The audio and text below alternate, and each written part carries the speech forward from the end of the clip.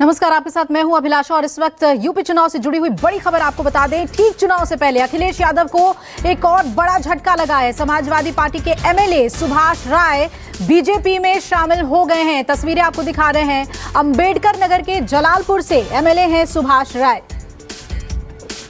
और कुमार गौरव मेरे सहयोगी जुड़ रहे हैं। कुमार, जिस तरीके से अब बीजेपी में शामिल हो रहे हैं समाजवादी पार्टी के नेता, किस तरीके से देखें, क्योंकि सुभाष राय एक बहुत ही मजबूत नेता हैं समाजवादी पार्टी के।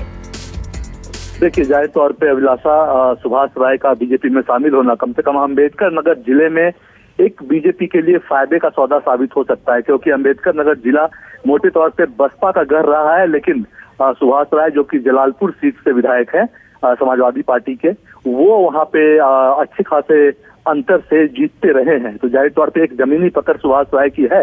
हालांकि बीजेपी ने भी पिछली बार 1 या 2 सीट जीती थी अंबेडकर नगर जिले में, लेकिन मुख्य तौर पर वो मायावती की बसपा का गढ़ है, इसलिए इस जिले से सिटिंग एमएलए का बीजेपी में ज्वाइन होना बीजेपी के लिए फायदे का सौदा हो सकता है। हालांकि ये एक तरह से सुभाष राय के लिए घर वापसी है, क्योंकि लंबे वक्त पहले यानी युवा मोर्चा के जमाने में वो बीजेपी के नेता थे, बीजेपी के युवा मोर्चा की टीम में थे, इसलिए ये घर वापसी तो कहाँ ही जा रहा है। साथ ही साथ अंबेडकर नगर जिले में बीजेपी के लिए फायदे का सौदा साबित होगा। वहीं कहीं न कहीं समाजवादी पार्टी को कुछ नुकसान जरूर उठाना पड़ सकता है सुभाष राय की बीजेपी में ज्वाइनिंग से, घर वापसी से। जी बिल्कुल कुमार, आप बने रहिएगा हमारे साथ। तो घर वापसी सुभाष राय की और एक मजबूत कैंडिडेट के तौर पे उन्हें देखा जाता है।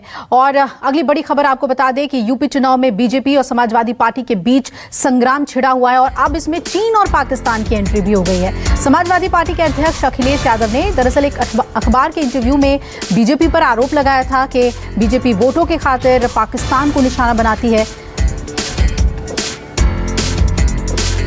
और देखिए, इस वक्त जो बड़ी खबर आ रही है कोर मीटिंग को लेकर, दिल्ली में बीजेपी कोर ग्रुप की बैठक लगातार जारी है और इसमें यूपी के उम्मीदवारों पर मंथन चल रहा है। बताया जा रहा है 6ठे और 7वें चरण के लिए इस बैठक में फैसला लिया जाएगा, 2 चरणों के उम्मीदवारों को लेकर। और सीएम योगी इस बैठक में मौजूद हैं। कुमार गौरव मेरे सहयोगी जुड़े हुए हैं। कुमार, सबसे ज्यादा चैलेंजिंग क्या है इस लास्ट 2 फेज के उम्मीदवारों के चयन में लेकर?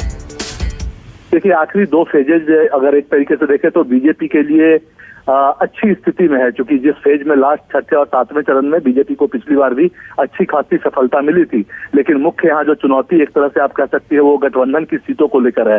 निषाद पार्टी और अनुप्रिया पटेल की का अपना दल का इन इलाकों में ही दबदबा है और वहां से वो अच्छी खासी संख्या में सीट चाहती है, इसलिए बीजेपी काफी सोच समझकर आगे बढ़ रही है। हर एक चीज पे चर्चा हो रही है कि आखिर कौन सी सीटें गठबंधन को देनी है, कौन सी सीट अपने पास रखनी है, क्योंकि उन जिलों में बीजेपी का भी ठीक ठाक पकड़ है और ऐसी स्थिति में अपने सीटों का नुकसान कम से कम हो ये बीजेपी देख रही है। और साथ ही गठबंधन को जो सीटें दी जाए उसे वो जीत जाए, इस पर भी बीजेपी चर्चा कर रही है, क्योंकि अंततः जब सरकार बनानी है तो गठबंधन दल जो साथी हैं, एनडीए में जो 2 दल हैं, उनके साथ मिलकर ही उत्तर प्रदेश में सरकार बनानी है। इसी वजह से काफी माथापच्ची चल रही है। कल भी देर रात तक बैठक हुई, आज फिर बैठक हो रही है। आज शाम 5 बजे तक ये बैठक चलने की उम्मीद है और उसके बाद कल बीजेपी केंद्रीय चुनाव समिति की बैठक होगी, जिसमें प्रधानमंत्री नरेंद्र मोदी भी शामिल होंगे और उसमें उत्तर प्रदेश के सभी सीटों पे एक तरह से मुहर लगा दी जाएगी। कुछ सीटें जो बचती है, क्योंकि कुछ सीटों पे बीजेपी को विपक्ष के उम्मीदवार के ऐलान का इंतजार रहेगा, क्योंकि कुछ सीटें ऐसी है जहां विपक्ष के उम्मीदवार को देखने के बाद ही बीजेपी अपना उम्मीदवार उतारेगी। लेकिन मोटे तौर पे कल सीईसी की जो बैठक होगी, आज शाम कोर ग्रुप की बैठक में सारे नाम एक तरीके से तय हो जाएंगे। कल उस पे प्रधानमंत्री की मौजूदगी में अंतिम मुहर लग जाएगा मणिपुर और उत्तर प्रदेश की सभी सीटों के लिए, और उसके बाद धीरे धीरे फेज वाइज बीजेपी उम्मीदवारों की सूची जारी करती रहेगी। जी चलिए कुमार, आप नजर बनाए रखिएगा। बहुत बहुत शुक्रिया पूरी जानकारी हमें देने के लिए। तो बड़ी खबर यूपी चुनाव से जुड़ी हुई आपको बता दें, यूपी चुनाव में बीजेपी और एसपी पूरी तरीके से आमने सामने नजर आ रही है। अब चुनाव में चीन और पाकिस्तान की एंट्री हो गई है। दरअसल एसपी के अध्यक्ष अखिलेश यादव ने एक अखबार को दिए इंटरव्यू में बीजेपी पर आरोप लगाया और कहा कि वोटों के लिए दरअसल बीजेपी पाकिस्तान को बार बार निशाना बनाती है, जबकि भारत का असली दुश्मन पाकिस्तान नहीं चीन है। अखिलेश के इस बयान पर बीजेपी ने पुरजोर तरीके से पलटवार किया है और बीजेपी प्रवक्ता संबित पात्रा ने आज प्रेस कॉन्फ्रेंस करके कहा कि अखिलेश पाकिस्तान को दुश्मन नहीं मानते, ऐसे में तो उन्हें देश को अपने बयान के लिए देश से माफी मांगनी चाहिए।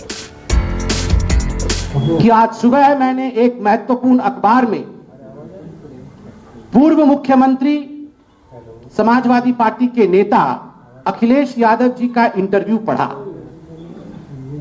और मुझे तकलीफ हुई इस बात से कि अखिलेश यादव जी ने इंटरव्यू में कहा है, साक्षात्कार में कहा है कि पाकिस्तान भारत का असली दुश्मन नहीं है।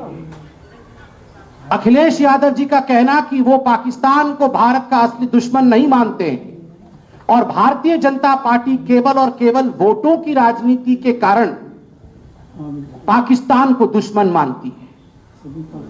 दुखद, चिंताजनक और शर्मनाक। तुरंत अखिलेश जी को अपने इस बयान पर पश्चाताप करना चाहिए, क्षमा याचना करनी चाहिए। हर समय जिस प्रकार पाकिस्तान भारत के ऊपर षड्यंत्र के अंतर्गत आतंकवादी हमले करता है, क्या भारत का दुश्मन पाकिस्तान नहीं? आपका यह कहना कि भारत का असली दुश्मन पाकिस्तान नहीं है, यह तो भारतीय जनता पार्टी पाकिस्तान को दुश्मन बना रही है। मैं तो इतना कहना चाहूंगा और बिल्कुल स्पष्ट कहूंगा, चाहे अखिलेश जी बुरा माने, जिन्ना से जो करे प्यार वो पाकिस्तान से कैसे करे इनकार। जिन्ना से जो करे प्यार वो पाकिस्तान से कैसे करे इनकार। आपने देखा है जिन्ना जिन्ना जिन्ना जिन्ना का रट लगाते हुए इस चुनाव में अखिलेश यादव उतरे थे और आज जिन्ना से एक पायदान ऊपर पाकिस्तान तक वह पहुंच गए।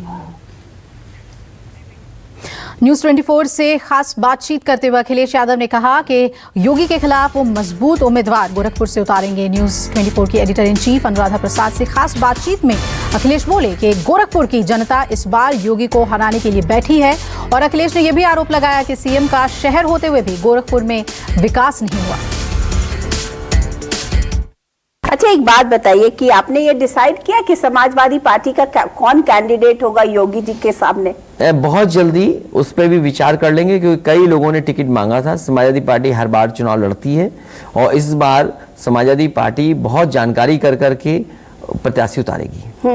नहीं, मतलब आपका प्रत्याशी क्या बहुत हैवी वेट होगा या क्या होगा? वॉकओवर दे दीजिएगा। समाजवादी पार्टी का प्रत्याशी होगा और सबसे अच्छी बात यह कि गोरखपुर की जनता इन्हें हराने जा रही है, क्योंकि गोरखपुर की जनता पूछेगी हम मेट्रो पे चल नहीं पाए, बारिश में हुई तो हमें नाव में चलना पड़ा, महीनों हमें मोहल्ले में रहना पड़ा, कूड़ा है, ट्रैफिक जाम नहीं उठा पाए, बिजली की व्यवस्था नहीं ठीक कर पाए और सड़कों पे जिस तरीके से जानवर घूम रहे हैं गोरखपुर में। गोरखपुर कम से कम चमक जाता शहर, मुख्यमंत्री का आखिरकार शहर था। उन्होंने जो शहर की दुर्दशा की है उसके लिए जनता को और गोरखपुर की जनता को जवाब देना पड़ेगा। और किसी मुख्यमंत्री ने इतना मुआवजा नहीं उठाया होगा, अपनी ही चीज को सरकार को दे दी और उसकी भी वाहवाही ले ली कि हमने सड़क चौड़ी करने दी। लेकिन बताएं मुख्यमंत्री जी मुआवजा कितना लिया है?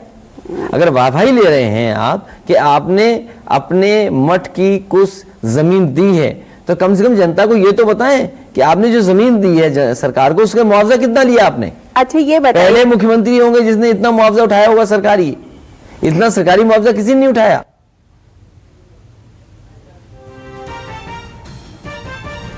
और अखिलेश यादव के साथ ये एक्सक्लूसिव इंटरव्यू आप देख सकते हैं दोपहर 3 बजे।